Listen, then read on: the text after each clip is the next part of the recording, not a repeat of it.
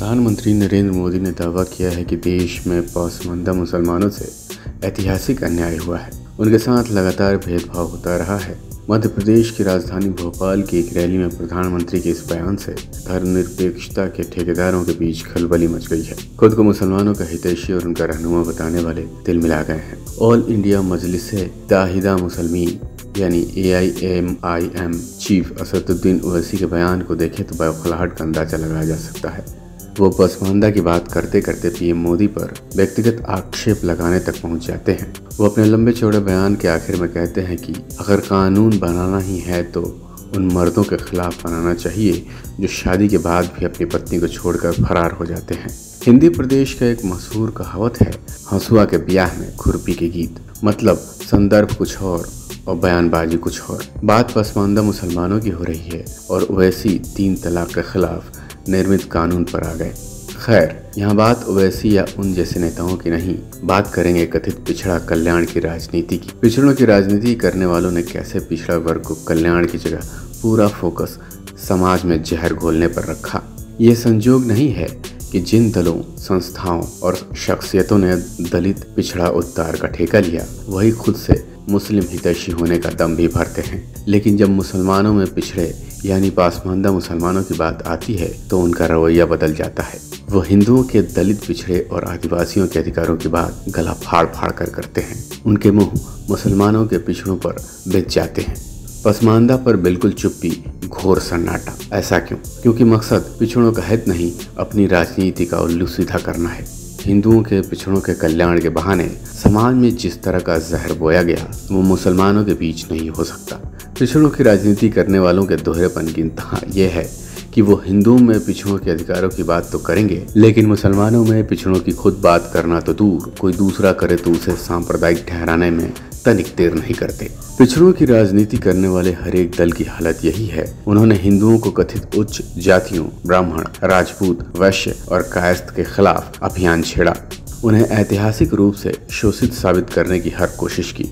दलित, पिछड़ों, आदिवासियों के मन में इन कथित उच्च जातियों के खिलाफ जहर कूट कूट कर भर दिया। अब तो दलित, पिछड़ों की राजनीति करने वाले इतने डर गए हैं कि वह हिंदू समाज में सौहार्द का सपना भी देख लें तो नींद हराम हो जाती है। उनकी पूरी राजनीति हिंदुओं को जातियों में तोड़ो, दलित पिछड़ों को कथित अगड़ी जातियों के खिलाफ खड़ा करो और वोट बटोरते रहो।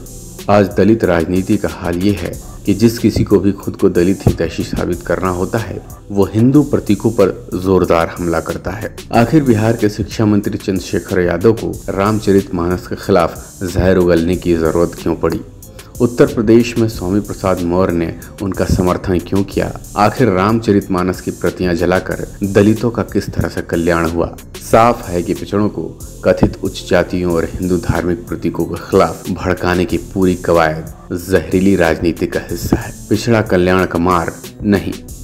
आज हाल ये है कि खुद को अंबेडकर राइट्स कहने वाले अनिवार्य रूप से हिंदू विरोधी हो गए हैं। उनके हिंदू विरोध का आधार कथित जातीय जकड़न, पिछड़ों के शोषण का कथित तंत्र ही है। लेकिन हैरानी की बात है कि वही अंबेडकर राइट्स भीम मीम का नारा तो लगाते हैं, लेकिन मुसलमानों के पिछड़ों यानी पसमानदा के साथ हो रहे ऐतिहासिक अन्याय पर कुछ भी नहीं बोलते, बल्कि येन केन प्रकारेण इनका बचाव करते हैं। कभी किसी दलित पिछड़े की राजनीति करने वाले और दिन रात मुसलमानों की चिंता में गले रहने का दिखावा करने वालों को देखा है कि वो पसमानदा मुसलमानों के लिए आवाज उठा रहे हों? इसके लिए आंदोलन करना तो दूर। राजस्थान के मुख्यमंत्री अशोक गहलोत का एक वीडियो वायरल हुआ है जिसमें वो एक हिंदू महिला का घूंघट उठा देते हैं, लेकिन बुर्के में सर और पैर तक ढकी मुस्लिम महिला के सामने सावधान की मुद्रा में खड़े रहते हैं। सवाल है कि आखिर घूंघट पिछड़ापन है तो बुर्का क्यों नहीं? अगर पिछड़ी जातियों के शोषण के लिए उच्च जातियों के खिलाफ मोर्चा खोला जा सकता है तो पसमानदा मुसलमानों के शोषण के लिए सैयद, शेख, मुगल, पठान के खिलाफ अभियान क्यों नहीं छेड़ा जाता? जब हिंदुओं के लिए जिसकी जितनी संख्या भारी उसकी उतनी भागीदारी का नारा दिया जा सकता है तो फिर मुसलमानों के लिए क्यों नहीं? मुस्लिम समाज में पसमानदा की भागीदारी तो 85% होने का दावा है। अगर मुसलमानों में 85% आबादी पर 15% का रौब चलता है तो आखिर हिंदू समाज में पिछड़ापन देखकर नींद चैन खोने वाले दलों, नेताओं और बुद्धिजीवियों के माथे पर बल क्यों नहीं पड़ता। इसमें तो कोई शक नहीं कि मुस्लिम राजनीति से लेकर सरकारी संस्थाओं और समाज तक उच्च जातीय मुसलमान ही कब्जा जमाए बैठे हैं। कांग्रेस ने यूपीए सरकार की तरफ से गठित राजिंदर सच्चर समिति की वर्ष 2005 में आई रिपोर्ट से साफ है कि कैसे मुट्ठी भर उच्च जातीय मुसलमान हर जगह छाए हुए हैं, जबकि 85% पसमानदा की भागीदारी सिमट कर रह गई है। हैरत की बात है कि देश में हर कोई दलित, पिछड़ों, आदिवासियों और मुसलमानों की भलाई की चिंता में मग्न है। हर किसी राजनीतिक दल का दावा है कि वह गरीब, पिछड़े और मुसलमानों की हितैषी हैं। वे सभी बीजेपी पर लांछन लगाते हैं कि यह फांसीवादी दल है जो अमीरों और उच्च जातियों के हिंदुओं को भला सोचती है। हालांकि बीजेपी को लगातार 2 लोकसभा चुनाव और अलग अलग राज्यों के विधानसभा चुनाव एवं स्थानीय निकाय चुनाव में समाज के कमजोर वर्ग के मतदाताओं का साथ मिलने और अब पार्टी की तरफ से पसमानदा के लिए अभियान छेड़ने से ये तोहमत भी आधारहीन साबित हो रहा है। फिर भी अगर यह मान भी लें कि बीजेपी को गरीब, पिछड़ों और मुसलमानों की चिंता नहीं है, तो सवाल यह है कि आज तक जो बाकी सभी पार्टियां दलित हितैषी होने का दावा करती रही हैं, फिर 70-75 वर्षों में दलितों की स्थिति क्यों नहीं सुधरी या जिस गति से सुधरनी चाहिए थी उस रफ्तार से नहीं सुधरी। इसी आधार पर तो वो आरक्षण की व्यवस्था अभी बनाए रखने को अनिवार्य बताते हैं। क्या समाज के कमजोर तबके की आवाज होने का दम भरने वाले कभी इसका जवाब देंगे कि आखिर दशक पर दशक बीत जाने के बावजूद पिछड़ों की स्थिति क्यों नहीं सुधर पा रही है, खासकर बिहार, यूपी, तमिलनाडु जैसे प्रदेशों में जहां दलित, हितैषी और उच्च जातियों के खिलाफ ताल ठोककर विभिन्न दलों ने दशकों तक शासन किया।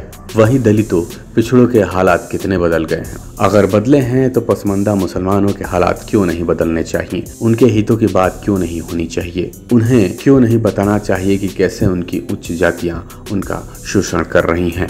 ठीक उसी तरह जिस तरह दलितों, पिछड़ों के जहन में लगातार ठूसा जा रहा है कि कथित उच्च जातियां उनके दुश्मन हैं। इसका जवाब सबको पता है। एक भी दल ऐसा नहीं है जिसे सिर्फ दलित, पिछड़ों की चिंता है। वह मुसलमानों की चिंता में भी समान रूप से डूबे रहते हैं। उनकी राजनीति यही है, हिंदुओं में जातीय पहचान को मजबूत करते रहो, सभी संपूर्ण हिंदू समाज को एक एंटिटी के रूप में मत सोचने दो और इसके उलट कभी मुसलमानों में एकजुटता भंग मत होने दो। उन्हें एक जमात बनाए रखो ताकि अपनी राजनीति चलती रहे। कर्नाटक विधानसभा चुनाव इस राजनीति की सफलता का सबसे ताजा उदाहरण है, जहां मुसलमानों ने कांग्रेस के पक्ष में एक मुश्त मतदान कर दिया और बीजेपी अपना पिछला प्रदर्शन दोहराकर भी बुरी तरह हार गई। कथित पिछड़ों और मुसलमानों की हितैषी राजनीति इन्हीं 2 मोर्चे पर टिकी है। हिंदुओं में फूट, मुसलमानों में एकजुटता। इसलिए दिन रात पिछड़ा दलित की रट लगाने वाले पसमानदा की बात करना तो दूर, सोचना तक सही नहीं समझते। अगर बीजेपी पसमानदा का मुद्दा उठा रही है तो इनके पेट में मरोड़ जरूर उठेंगी।